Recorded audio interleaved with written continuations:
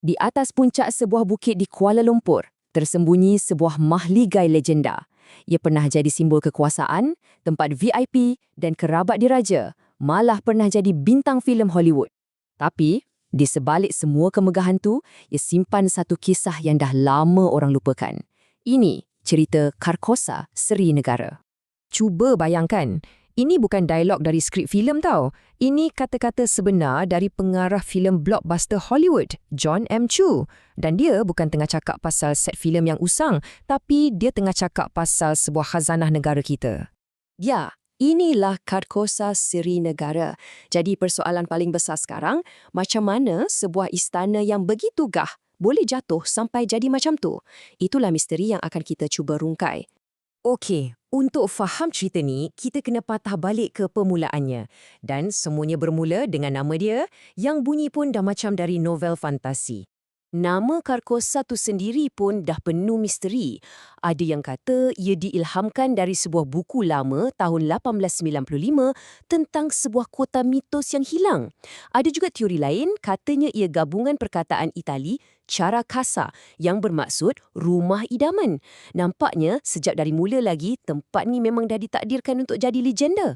Jadi, siapa dalang di sebalik legenda ni? Sir Frank Swetnam, Resident General British yang pertama untuk negeri-negeri Melayu bersekutu. Pada tahun 1896, dia bukan setakat bina sebuah rumah. Dia sedang membina satu simbol kuasa British di tanah Melayu.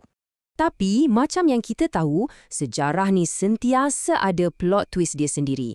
Bangunan yang dulunya simbol penjajah, akhirnya bertukar jadi permata untuk sebuah negara yang baru merdeka. Legasinya yang sebenar baru je nak bermula.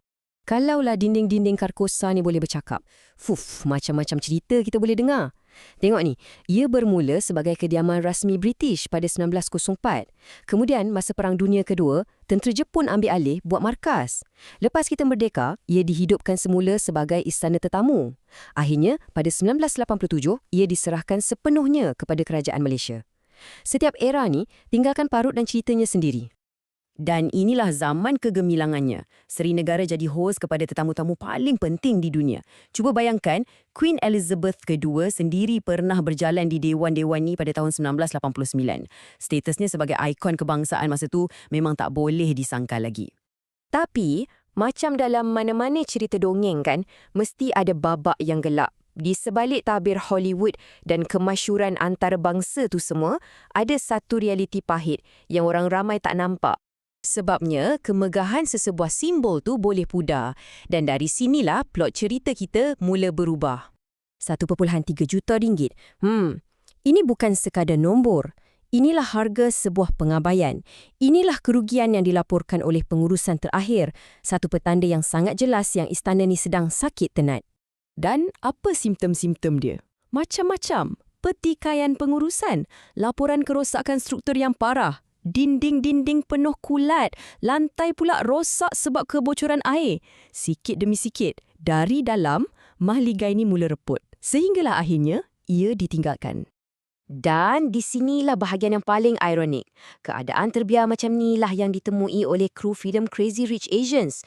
Istana Tayasol yang nampak begitu gah dalam filem sebenarnya adalah bangunan yang sama yang terpaksa dibersihkan dulu dari grafiti dan najis monyet sebelum kamera boleh mula rakam.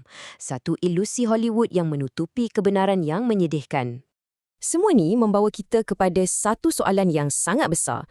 Satu dilema yang masih tak selesai sampai ke hari ini. Adakah Carcosa Seri Negara ni sebuah warisan atau sebenarnya ia dah jadi satu bebanan? Di satu pihak, ia adalah khazanah negara yang tak ternilai. Jambatan ke zaman kolonial, simbol kemerdekaan kita, satu karya seni bina yang unik. Tapi di pihak lain pula, ia satu liability yang menakutkan. Perlukan dana yang sangat besar untuk dibaiki, jadi subjek konflik pengurusan dan mangsa pengabaian bertahun-tahun.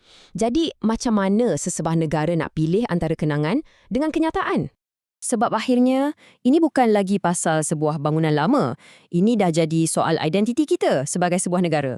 Ini tentang macam mana kita memilih untuk ingat atau lupa cerita kita sendiri. Nasib Carcosa ni sebenarnya adalah cerminan tentang cara kita menghargai sejarah yang membentuk siapa kita hari ini.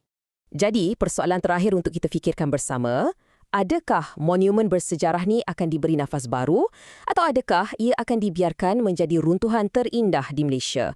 Satu peringatan senyap tentang apa yang pernah kita ada dan apa yang mungkin kita dah hilang.